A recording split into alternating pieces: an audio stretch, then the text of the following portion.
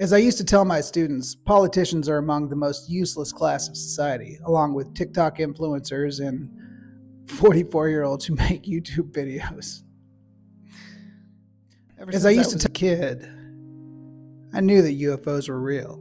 My argument was that the universe was just too vast for it to just be inhabited by us. This was the late 80s, and my teachers would dismiss my beliefs as flights of fancy, which didn't make sense to me because these people lived through the Vietnam War, and one would imagine their faith in government had been shattered by that event. But what I didn't know at the time was that I was just inferring that UFOs were real. I had no actual evidence. You see, this was a long time before phone cameras. But I did tell one teacher that I saw a UFO with my own eyes in 7th grade, which was a lie, among many lies that I told during that period of my life. RI.8.1, the first Common Core standard, states, cite the textual evidence that most strongly supports an analysis of what the text says explicitly, as well as inferences drawn from the text.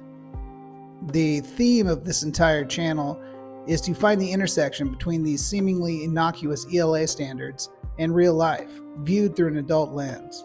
Too often have I had a student ask me, why are we even learning this? And that's the question I hope I get to answer today. While I had the bulletproof excuse of being a kid for being such a staunch inferrer in my younger years, adults, especially today, do this all the time. They confuse what they're guessing at with what they think they know. The media landscape compared to what it was like when I was a kid is vastly different. We are flooded with information at all times, every single day. Pundits on television will tell you an inference wrapped up like a fact, with usually little to no evidence to back it up.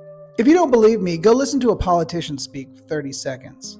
These people are some of the worst possible offenders of many things, confusing inference with fact, the least egregious among them. When they're caught lying, they never acknowledge the mistake. They double down. Luckily for me, my inference about UFOs turned out to be correct.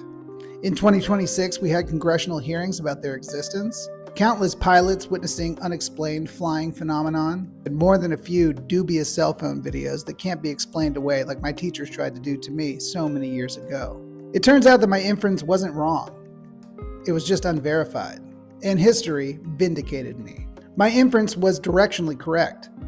I just had to wait for the evidence to show up. And thank goodness I did, lest I be forever labeled a crackpot.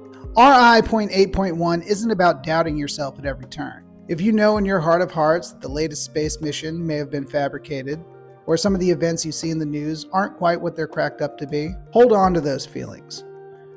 Your gut is a miraculous barometer for untruths. It's about knowing what kind of claim you're making and understanding the difference. If you're as fortunate as I am, the evidence will show up eventually. I spent years teaching middle schoolers this exact distinction. If you want the classroom version, you can check it out on my TPT store. The link will be down in the description. And if you want to go ahead and like and subscribe because you like this kind of ELA through an adult lens content, hit like and subscribe. We'd really appreciate it. Luckily,